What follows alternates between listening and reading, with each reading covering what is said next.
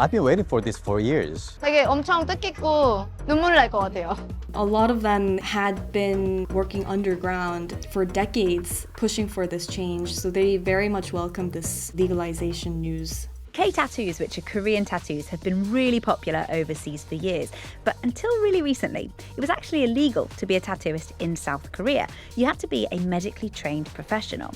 That law has now been overturned, and that means that tattoo artists don't have to fear getting massive fines or even jail sentences. But there is still a lot of stigma around body art in South Korea and in East Asia more generally. That's what we're going to be talking about today on What in the World. You're going to hear how Korea's tattoo scene is changing.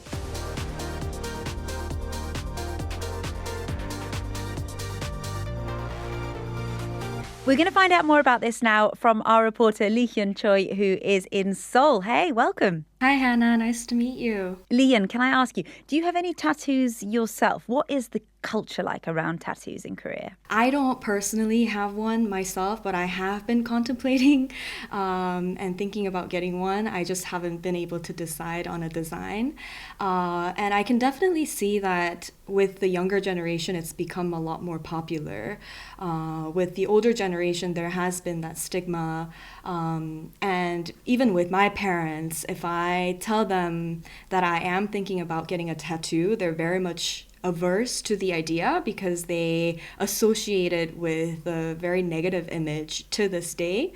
But definitely gradually it has been getting more accepted in society. Yeah, so we're talking about this because in Korea, it's got this really unique position where it was actually illegal to be a tattoo artist until there was this old law about 33 years old, and it has been overturned by a new ruling in May, but that's not actually coming into effect until a year from now. So there were actually two parts. So the decriminalization takes effect immediately. So tattoo is no longer criminalized, but then the legalization was a separate bill passed from the National Assembly back in 2025, and that's coming to effect in 2027, and that's to regulate tattoos. So currently we're in this gray zone in between like formal regulation and legalization, and like since May, it's been decriminalized. What was it like to be a tattoo artist operating underground in South Korea? Yeah, so the tattooists that I spoke with would tell me that it was a lot of mental burden to work with, knowing that as a tattooist, if they were caught practicing without a medical license, they could face up to 5 years of jail time or even a very heavy fine of 50 million Korean won, which would be around 33,000 US dollars. And they would have no legal recourse to fall back on in those cases. And that also meant that they were exposed, especially the female tattooists, they would tell me that they were exposed to events like sexual harassment at work, or even after they finished their tattoos without any problems, their customers would come back to them and threaten, blackmail them, saying that if they did not give them a full refund or a partial refund, that then they would report their business to the police. So that kind of a power dynamic existed, and for almost 33 years they had to deal with this situation. Yeah. Why was it so restrictive? Was it because of health and safety? Yeah, so the primary reason for that Supreme Court initial ruling in 1992, which barred regular people from giving tattoos, was exactly as you say, for the hygiene, for hygiene reasons.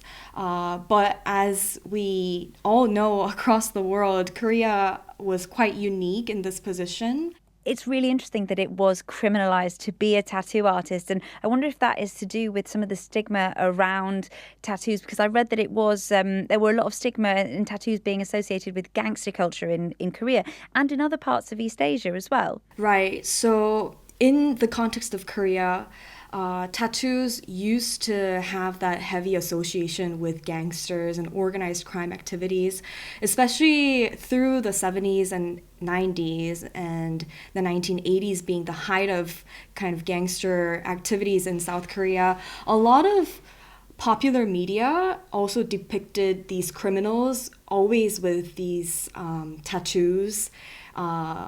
identifying what gangs they belong to. And going further back in history, there was also a practice back in Joseon Dynasty of authorities tattooing criminals or slaves on their faces and arms to identify them as criminals or slaves to the general public.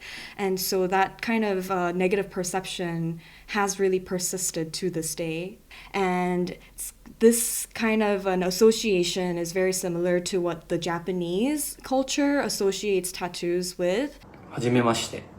大阪を拠点に彫り師をしています。大輝です。私は19歳の時にタトゥーを始めました。これまではタトゥーイコールヤクザというネガティブなイメージが強く、タトゥーに対してのイメージがよくありませんでした。この数年では、ネガティブなイメージではなく、ファッションとして、または自己表現としてタトゥーを入れる人が増えてきていると思います。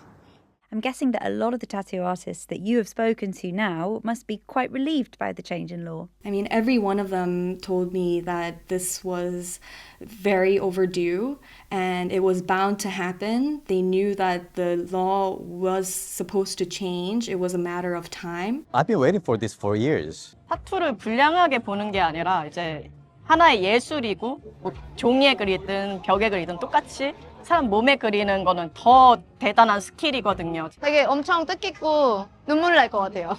A lot of them working in their 40s and 50s had been working underground for decades, pushing for this change. So they very much welcomed this legalization news. And Liam, we've also been speaking to a tattoo artist about this change. Hi, I'm Jaeun, a tattoo artist. My tattoo nickname is Do. I started my tattoo career in Korea and worked in Hongdae, Seoul. There are many talented tattoo artists and studios there, but it's still common for artists to work in private studios without sign outside. Most clients find artists through social media and make appointments. I think this is also slowly changing. There are many amazing tattoo artists in Korea, and I hope more artists can show their work openly and receive the recognition they deserve. I visited Korea on vacation recently, and I saw many people with tattoos. It made me realize that tattoos are becoming more accepted. So it is really good news for tattoo artists. They can now work legally, but there's still quite a lot of uncertainty, isn't there, about what this means in practice? When the law comes into effect, which will be next year, there's a discussion about a new testing system to license tattoos. So this will be a government-run exam system that will test the artists on their hygiene practices and other practical skills as a tattoo artist. And that part of the law and regulation is still to be determined. So there is that gray area, and the tattoo union and the tattooists are actively in conversation with the policymakers who will be coming up with these standards to make it as realistic and helpful as possible. It sounds like a lot of this is in place to protect people getting tattoos from, things going wrong or things not being done in a medically safe way. I wonder if lots more people are going to start to get tattoos since this ruling, and how the stigma around tattoos is going to change. They expect that the public will be much more welcoming, and that final stigma will be lifted. We are also definitely seeing a lot more public figures adorning tattoos and not being, shy to show them off on their social media or on their YouTube channels. So like celebrities, Yeah. K-pop idols. Yeah, K-pop idols, actors, actresses. But definitely we expect that this will help destigmatize tattoos further in Korean society. Totally.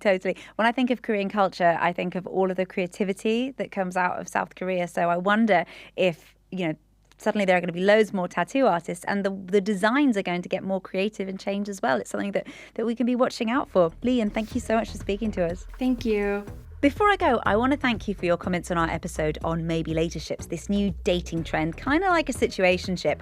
One of you said, you're afraid of commitment, get off the fence or move on. And we also got a comment that said, maybe what we're attracted to is the unavailability.